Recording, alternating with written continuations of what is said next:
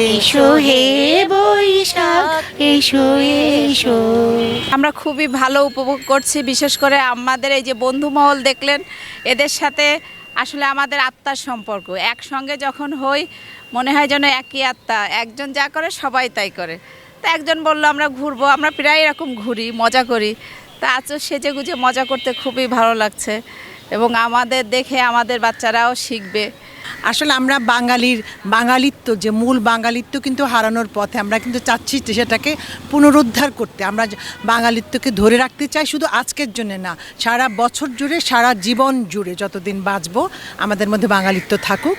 আমরা অন্য ভাষাকে ভুলে আমরা বাংলাকে যেন বুকে ধারণ করে সামনে চলতে পারি, সফলতার পথ ধরে হাঁটতে পারি, এটাই কিন্তু আমরা চাই।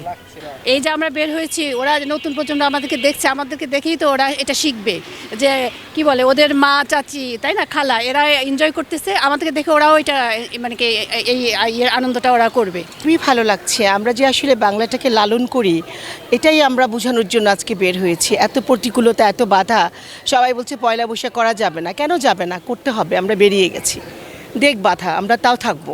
এসো হে বৈশাখ এসো এসো।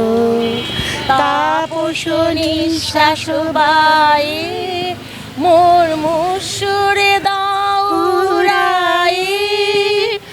বৎসরের আবর্জনা দূর হয়ে যাক যাক যাক। এসো এসো। এসো হে বৈশাখ এসো এসো। তাপস নিঃশ্বাস বায়ে মুমুসুরে দাও উড়ায়ে।